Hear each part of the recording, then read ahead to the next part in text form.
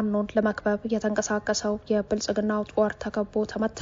ባቀደው የውጊያ ስልት እየተጠለፈ በሰራው ኦፕሬሽን ተከቦ ያለቀ የአብይ አህመድ ስልጣንን ለማስቀጠል እያለቀ ያለው የብልጽግናው ጸረ ህዝብ ታጣቂ ቡድን የፋኖ ኃይሎችን ለመክበብ በተንቀሳቀሰበት አውደ ግንባር ከበባ ተፈጽሞበት ከባድ ኪሳራ ማስተናገዱ ተሰምቷል። የአማራን ህዝብ ለዘርፈ ብዙ ድቀትና ኪሳራ ለመዳረግ ብሎም በጉልበት ለማስገበር ጦር ያዘመተው የክፍለ ዘመናችን የአምባገነኖች ቁንጮ አብይ አህመድና ቡድኑ እየደረሰበት ያለውን ሽንፈትና መንግስታዊ ክሽፈት ለማስተካከል በሚል በፋኖ ኃይሎች ላይ ከበባ ለመፈጸም የተንቀሳቀሰው ቡድኑ በቆረጣ ምት በተካኑ የፋኖ ኃይሎች ክንድ ወድቆ ነው ኪሳራን ያስተናገደው ተብሏል። በቀዳሚነት የሚደመጥ ዜናችን ነው። የአማራ ክልል ብልጽግና ፓርቲ የውስጥ ትርምስ ውስጥ መግባቱ ተገልጿል። አረጋ ከበደን በምስለኔነት አስቀምጦ በእነ አብዱ ሁሴንና ተመስገን ጥሩነህ አብይ አህመድና ሌሎች ከፍተኛ አመራሮች የሚዘወረው የአማራ ብልጽግና የእርስ በርስ አለመግባባት ውስጥ ገብቷል ተብሏል። በአማራ ህዝብ ላይ የታወጀን መንግስት መር የእልቂት ፖሊሲ ለማስፈጸም ቀሌት የሚሰራው ቡድኑ በፋኖ ኃይሎች በርካታ አካባቢዎችን ከማስተዳደር ተነጥቆ ውለውን ባህር ዳር አዳሩን አዲስ አበባ ካደረገ ቆይቷል። አብይ አህመድና ቡድኑ በአማራ ህዝብ ላይ እየፈጸመ ያለውን ግድያ፣ ማፈናቀልና ማሳደድ ለማስቀጠል ደፋ ቀና የሚለው ተገላቢው ስብስብ አዲስ ሹመትን ለመስጠት እየተንቀሳቀሰ እንደሆነ የሚታወቅ ሲሆን ሊሰጥ የታሰበው የስልጣን ሽግሽግ ለከባድ የእርስ በርስ መቃቃርና አለመግባባት ዳርጎታልም ተብሏል። ይህንን የተመለከተው መረጃችን ወደ እናንተ ይደርሳል።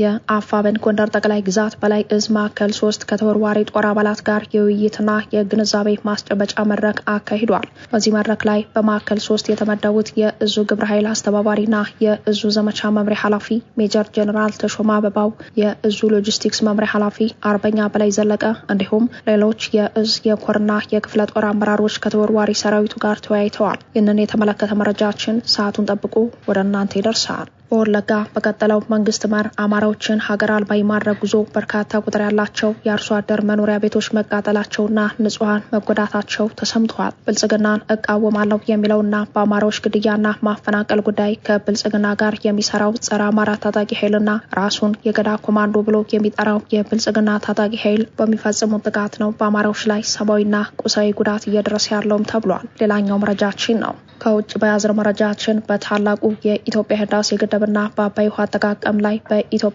በግብጽ መካከል ረጅም ጊዜ የዘለቀውን አለመግባባት በዲፕሎማሲያዊ መንገድ ለመፍታት አሜሪካ ድርድር ለማስጀመር ዝግጁ መሆኗን የፕሬዝዳንት ዶናልድ ትራምፕ ከፍተኛ አማካሪ አስታውቀዋል። ከዚሁ ጋር በተያያዘ የአሜሪካ ፌዴራል ፍርድ ቤት የፕሬዝዳንት ዶናልድ ትራምፕ አስተዳደር ከ5000 በላይ ለሚሆኑ ኢትዮጵያውያን ተሰጥቶ የነበረውን የጊዜያዊ ከለላ መብት እንዲሰርዝ ውሳኔ ሰጠ።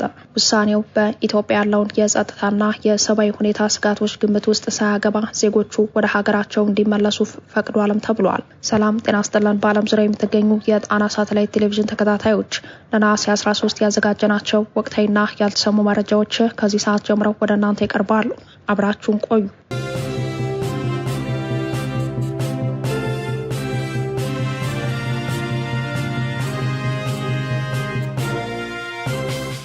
ፋኖን ለመክበብ የተንቀሳቀሰው የብልጽግናው ጦር ተከቦ ተመታ። ባቀደው የውጊያ ስልት እየተጠለፈ በሰራው ኦፕሬሽን ተከቦ እያለቀ የአብይ አህመድን ስልጣን ለማስቀጠል እያለቀ ያለው የብልጽግናው ጸረ ህዝብ ታጣቂ ቡድን የፋኖ ኃይሎችን ለመክበብ በተንቀሳቀሰበት አውደ ግንባር ከበባ ተፈጽሞበት ከባድ ኪሳራ ማስተናገዱ ተሰምቷል። የአማራን ህዝብ ለዘርፈ ብዙ ድቀትና ኪሳራ ለመዳረግ ብሎም በጉልበት ለማስገበር ጦር ያዘመተው የክፍለ ዘመናችን የአምባገነኖች ቁንጮ አብይ አህመድና ቡድኑ እየደረሰበት ያለውን ሽንፈትና መንግስታዊ ክሽፈት ለማስተካከል በሚል በፋኖ ኃይሎች ላይ ከበባ ለመፈጸም የተንቀሳቀሰው ቡድኑ በቆረጣ ምት በተካኑ የፋኖ ኃይሎች ክንድ ወድቆ ነው ኪሳራን ያስተናገደው ተብሏል። የታጠቀው ከባድ መሳሪያ ያሰለፈው በርካታ ቁጥር ኃይል ሊበግረው ያልቻለውን የፋኖ ኃይሎችን የተቀናጀ እንቅስቃሴ መቋቋም ያልቻለው አገዛዙ ከሰሞኑ እየደረሰበት ባለው ተደጋጋሚ የሆነ ሽንፈትና የሰራዊት መናር ሳቢያ የፋኖ ኃይሎችን ጉዞ መክታት እንዳልቻለ ግንባር ላይ እየታየ ባለበት በዚህ ወቅት ፋኖን ክበቡና ደምስሱ ተብለው የተላኩት ታጣቂዎች የውሃ ሽታ ሆነው መቅረታቸው ተሰምተዋል። የዳንኤል ክብረትን በተረት የታጀበ የጀብድ ቅስቀሳና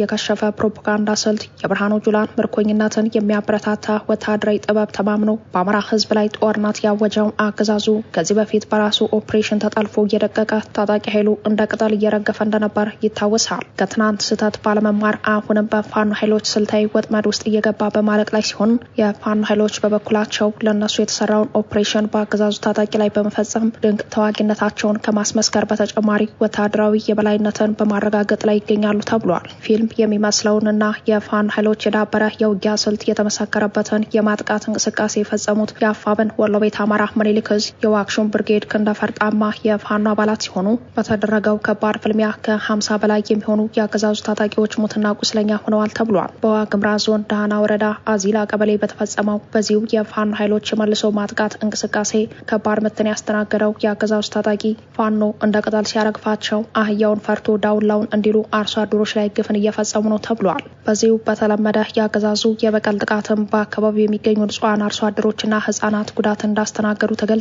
በዚሁ ጋር በተያያዘም የአገዛዙ ታጣቂዎች እንደ ቅጠል በረገፉበት በዚሁ ከባድ ፍልሚያም የፋኖ ኃይሎች በአገዛዙ ታጣቂዎች ላይ ከተቀዳጁት ጀብድ በተጨማሪ 1 ብሬን 26 ክላሽንኮቭ መሳሪያ 5 ምርኮኛ 15 ቦምብ 12 ትጥቅ 25 ካዝና 9 ወታደራዊ ሻንጣ 1100 የክላሽ ተተኳሽ 1800 የብሬን ተተኳሽ በምርኮ ማግኘታቸው ተነግሯል።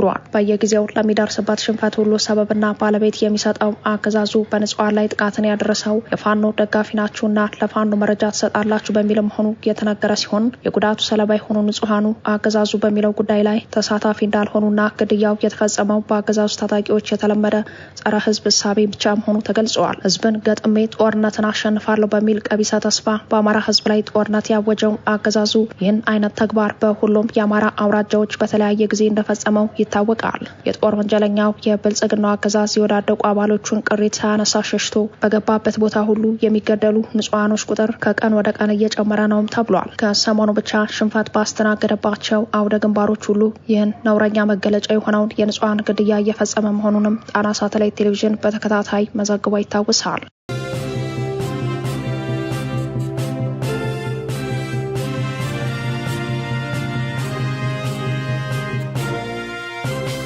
የአማራ ክልል ብልጽግና ፓርቲ የውስጥ ትርምስ ውስጥ መግባቱ ተገልጿል።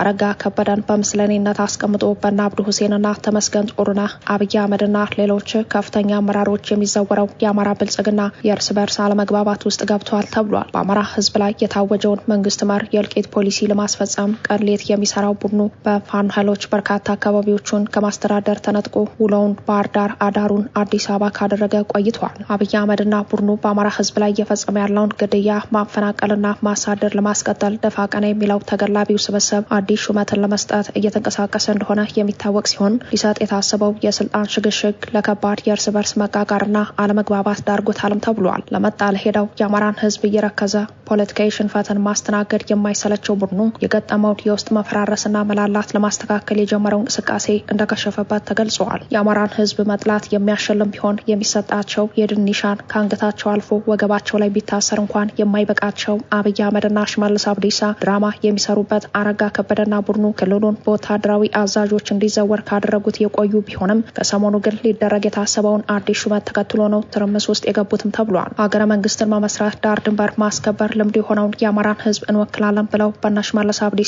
ድራማና ሴራ እየወደቁ ህዝባችን ለጠላት አሳልፈው የሰጡት ስብስቡ የፋኖ ኃይሎች ማዕከላዊ መንግስቱን ያናጉት በእናንተ ድክመት ነው፣ ስልጣን መልቀቅ አለባችሁ የሚለውን የእነ ሽመልስን ትዕዛዝ ለማስፈጸም ሂደት ላይ ባሉበት ነው የውስጥ ትርምሱ የተነሳውም ተብሏል። የህዝብ እልቂት መፈናቀልና መሳደድ በአብይ አህመድ ከሚቸራቸው ሙገሳና ጉርሻ የማይበልጥባቸው ወዳደሮቹ እንደ ጋቢ ከሚደርቡት የተላላኪነት መንፈስ ከመውጣት ይልቅ እኔ የተሻለ ታዛዥ ሆናለሁ በሚል ነው የተጋጩትም ተብሏል። የአማራን ህዝብ ለእልቂት ለመፈናቀልና ለመሳደድ የዳረገውን ሽመልስ አብዲሳን ጨምሮ ሌሎች ጸረ አማራዎችን ካባ በማልበስ የሚታወቁት ወዳደሮቹ የገቡበት ቅርቃር ባህር ዳር ከተማን እንኳን በውል ይዞ እያስተዳደረ ላልሆነው ብልጽግና ሌላ ትኩሳት እንደሆነበትም ተሰምተዋል። ለመፍረስ አንድ ሐሙስ የቀረውን ብልጽግና በአማራ መቃብር ላይ ነፍስ ዘራበታለሁ ብሎ የተነሳው ቡድኑ ከገጠመው የስልጣን ጥማት በተጨማሪ እመረዋለሁ የሚለው የክልሉ ሰራዊትም እየተበተነ መሆኑ ተሰምተዋል። የወረዳና የዞን አመራሮች መሞት በቃን፣ ዋስትና የለንም፣ ፋኖ እየጨረሰን ነው በሚል ስልጣን በቃኝ ባሉበት በዚህ ወቅት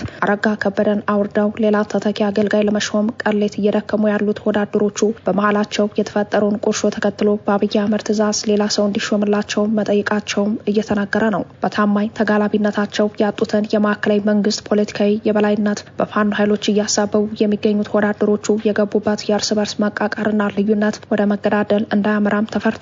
የአማራን ህዝብ እረፍት የመንሳት ፕሮጀክት ማስፈጸማቸው ሳያንስ ፈራርሶ ላለቀ መዋቅራቸው ቡድን ፈጥረው የገጠሙት ወዳደሮቹ ከመስከረም ወዲህ ባለው ጊዜ አዲስ ርዕሰ መስተዳድር ለመሾም እንቅስቃሴ ላይ እንደነበረም ተገልጿል።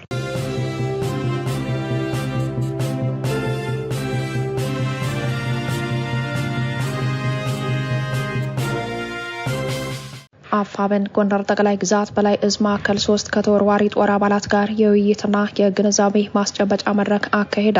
የአፋብን ጎንደር ጠቅላይ ግዛት በላይ እዝ ማዕከል 3 ከተወርዋሪ ጦር አባላት ጋር የውይይትና የግንዛቤ ማስጨበጫ መድረክ አካሂዷል። በዚህ መድረክ ላይ በማዕከል 3 የተመደቡት የእዙ ግብረ ኃይል አስተባባሪና የእዙ ዘመቻ መምሪያ ኃላፊ ሜጀር ጄኔራል ተሾማ አበባው፣ የእዙ ሎጂስቲክስ መምሪያ ኃላፊ አርበኛ በላይ ዘለቀ እንዲሁም ሌሎች የእዝ የኮርና የክፍለ ጦር አመራሮች ከተወርዋሪ ሰራዊቱ ጋር ተወያይተዋል። በመድረኩ በእዙ ምክትል ጽህፈት ቤት ኃላፊ አርበኛ መቶ አለቃ ገዳም ካሳና በእዙ ፕሮጀክት ቀረጻና አስተዳደር ኃላፊ አርበኛ ባንቴ ጌትነት አቅራቢነት ሰፊ የግንዛቤ ማስጨበጫ ትምህርት ተሰጥቷል። ውይይቱም ባሳለፍናቸው የትግል ሂደቶች ባጋጠሙ መልካም አጋጣሚዎችና ተግዳሮቶች የጎንደር አንድነት ከተበሰረ በኋላ እየተከናወኑ ባሉ ፖለቲካዊና ወታደራዊ ተግባራት አንድነትን ስለማጽናት በአንዳንድ አካባቢዎች አባላትንና ሰራዊቱን ለማደናገር የሚደረጉ ጸረ አንድነት እንቅስቃሴዎችን ስለመመከት ተቋማዊ አሰራርን በአግባቡ የመከተል አስፈላጊነት እንዲሁም በህዝባዊ አስተዳደር መመሪያዎች ላይ ያተኮረ ነበር። በመጨረሻም ህዝባዊ አስተዳደር ፍትህን፣ ተቋማዊ አሰራርንና የህዝብን አመኔታ በማጠናከር አንድነታችንን የሚያጸኑ ስራዎችን መስራት፣ ሰራዊቱ በህግና በስርዓት እንዲመራ ማድረግ፣ ጥብቅ ዲሲፕሊንና የውጊያ ዝግጁነት ማሳደግ አስፈላጊ በመሆኑ ለየትኛው ወታደራዊ ግዳጅ ራስን ዝግጁ ማድረግ እንደሚገባ አቅጣጫ ተቀምጧል ተብሏል።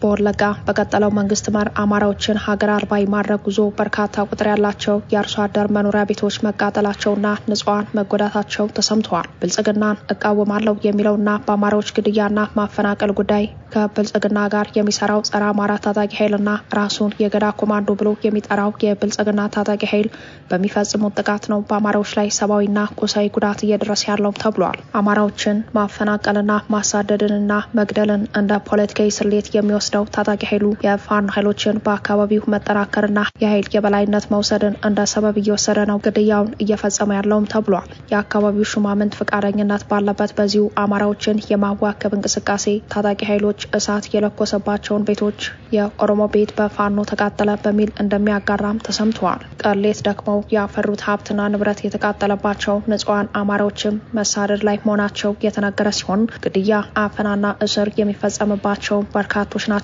ተብሏል።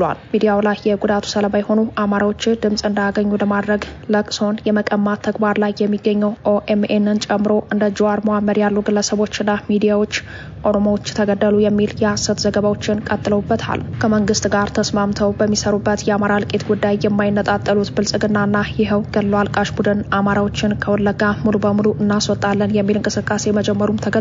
ጥቃቱን ከጀመረ የዋለው ያደረው ስብስቡ ዛሬም በወለጋ አማራዎች ላይ ተሰፍሮ የማያልቅ ግፍን እያደረሰ እንደሆነ የተነገረ ሲሆን ከትናንት እስከ ዛሬ ባለው ሰዓት ብቻ እንኳን በርካታ ቁጥር ያላቸው መኖሪያ ቤቶች ተቃጥለዋል ተብሏል።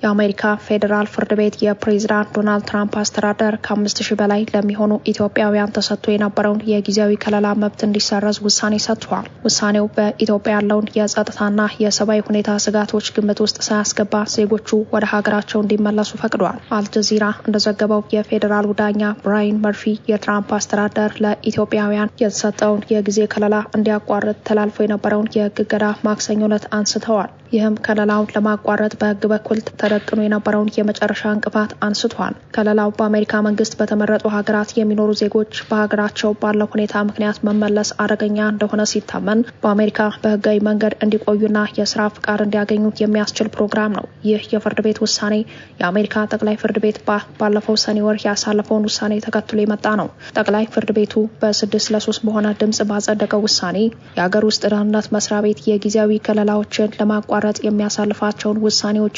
የፌዴራል ፍርድ ቤቶች መልሰው የመመርመር ስልጣናቸውን ገድቦታል። ምንም እንኳን የጠቅላይ ፍርድ ቤት ውሳኔ የሶሪያና የሄይቲ ተፈናቃዮችን የሚመለከት ቢሆንም የከለላ መብታቸው መቋረጡን ለሚቃወሙ የሌሎች ሀገራት ዜጎችም ላይ ሰፊ ተጽዕኖ አሳድሯል። የትራምፕ አስተዳደር ኢትዮጵያን፣ ቬንዙዌላን፣ ኒካራጓን፣ ደቡብ ሱዳንና ሶማሊያን ጨምሮ የ13 ሀገራት ዜጎች ከለላ እንዲሰረዝ እንቅስቃሴ ሲያደርግ ቆይቷል። የፒው ምርመራ ማዕከል ግምት እንደሚያመላክተው ይህ ሰፊ ስረዛ በዘንድሮ ዓመት በፕሮግራሙ ጥላ ስር የታቀፉ ቢያንስ 1 ሚሊዮን ሰዎችን ሊነካ ይችላል። ኢትዮጵያውያን ለመጀመሪያ ጊዜ በአሜሪካ ከለላ ያገኙት በፈረንጆች 2022 በቀድሞ ፕሬዚዳንት ጆ ባይደን አስተዳደር ዘመን ነው። በወቅቱ ከለላው የተሰጠው በኢትዮጵያ በነበረው የሲቪል ግጭትና የሰብአዊ ቀውስ ምክንያት ነበር። የሀገር ውስጥ ደህንነት መስሪያ ቤት ባለፈው ታህሳስ ወር ለኢትዮጵያውያን የተሰጠው ከለላ እንደሚቋረጥ ሲያስታውቅ በኢትዮጵያ ያለው ሁኔታ ወደ ሀገራቸው በሚመለሱ ዜጎች ደህንነት ላይ ከባድ ስጋት አይደቅንም የሚል ምክንያት አቅርቧል። የሰብአዊ መብት ተሟጋቾች ቡድኖች ግን ይህንን ግምገማ ተቃውሞታል። የአፍሪካ ማህበረሰቦች አንድነት ድርጅት የፖሊሲና ተሟጋችነት ምክትል ዳይሬክተር ዲያና ኮናቴ ለሮይተርስ እንደተናገሩት በኢትዮጵያ ያለው ቀውስ አሁንም የቀጠለ በመሆኑ ከለላውን ማቋረጥ በአሜሪካ የሚኖሩ በሺዎች የሚቆጠሩ ኢትዮጵያውያንን ለስጋት ይዳርጋል። በአሁኑ ወቅት የአሜሪካ ውጭ ጉዳይ መስሪያ ቤት ኢትዮጵያን ደረጃ 3 የጉዞ ማስጠንቀቂያ የተጣለባት ሀገር አድርጎ ያስቀመጣት ሲሆን ግጭት፣ ወንጀል፣ እገታ፣ ሽብርተኝነትና የተቀበሩ ፈንጂዎችን እንደ ዋና ዋና ስጋቶች ይጠቅሳል። ዳኛ መርፊ ከዚህ ቀደም በጠቅላይ ፍርድ ቤቱ ያልታዩ ህጋዊ ክርክሮችን በመመርመር ላይ ያሉ የትራምፕ አስተዳደር ከለላውን ለማቋረጥ ያደረገውን ሙከራ አግደውት ነበር። ከቀረቡት ህጋዊ ነጥቦች አንዱ የቲፒኤስ ከለላ ጊዜው ከማብቃቱ በፊት የማቋረጥ ስልጣን ያለው የሀገር ውስጥ ደህንነት መስሪያ ቤት ሳይሆን የሀገሪቱ ጠቅላይ አቃቢ ህግ ነው የሚል ነበር። ዳኛው በመጨረሻ ያንን መከራከሪያ ውድቅ አድርገውታል። ሆኖም አዲሱ ውሳኔያቸው የአስተዳደሩ እርምጃ በዘር ወይም በዜግነት ላይ የተመሰረተ አድሎ ሊኖረው ይችላል በሚል ምክንያት አሁንም ይግባኝ የመጠየቅ እድልን ክፍት አድርጓል። የሀገር ውስጥ ደህንነት ሚኒስተሩ ማርክ ዌይን ሙሊን በፍርድ ቤቱ ውሳኔ መደሰታቸውን ገልጸው ከለላው ጊዜያዊ መሆኑን በማሳሰብ ውሳኔ የተላለፈባቸው ግለሰቦች ከአሜሪካ እንዲወጡ አበክረው አስጠንቅቀዋል። ካልሆነ ግን የመባረር እርምጃ እንደሚጠብቃቸው ገልጸዋል።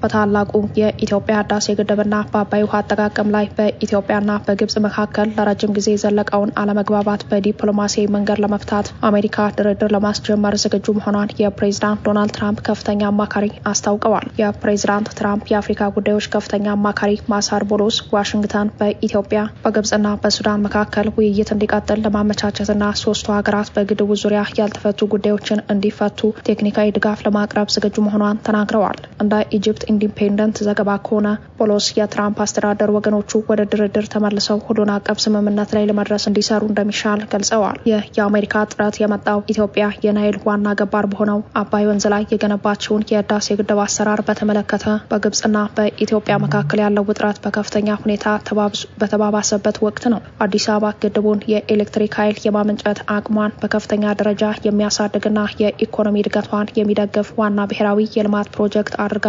ትመለከተዋለች።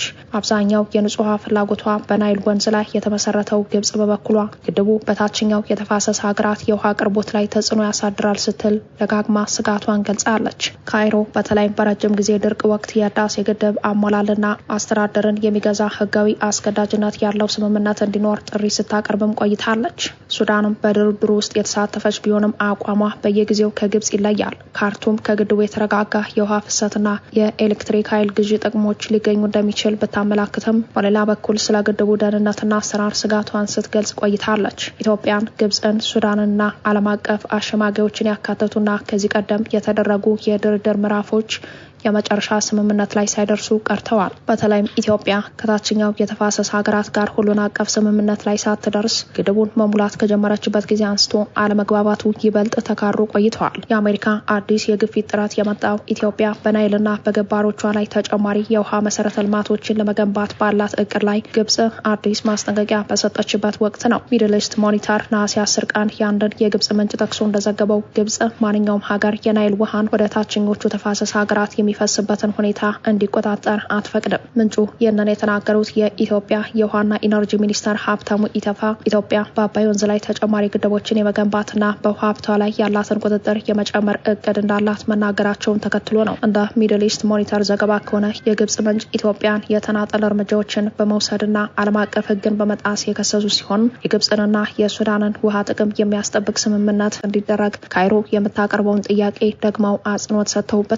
ምንጩ አክለውም ግብጽ ጥቅሟን ለማስጠበቅ የሚያስችሏት ብዙና ሰፊ አማራጮች እንዳሏት ቢጠቀሱም ነገር ግን ካይሮ ምን አይነት እርምጃዎችን ልትወስድ እንደምትችል አላብራሩም። ግብጽ በናይል ወንዝ ላይ የሚደረግ ማንኛውም ዝግጅት የቆየውን የውሃ ጥቅሟን ማስጠበቅ አለባት የሚል ጽኑ አቋም ስትይዝ፣ ኢትዮጵያ በበኩሏ የውሃ ሀብቷን የማልማት ሉዓላዊ መብቷን የሚገድብ ማንኛውንም ገደብ ውድቅ ታደርጋለች። በዚህም በህዳሴው ግድብ ዙሪያ ያለው አለመግባባት በሁለቱ ሀገራት መካከል ካሉት ዋና ዋና የውጥረት ምንጮች አንዱ ሆኖ የቀጠለ ሲሆን የተሞከሩት ዲፕሎማሲያዊ ጥረቶች በግድቡ አሰራር፣ በድርቅ አስተዳደርና በቀጣይ የውሃ ፕሮጀክት ላይ ያሉትን ልዩነቶች ማጥበብ አልቻሉም።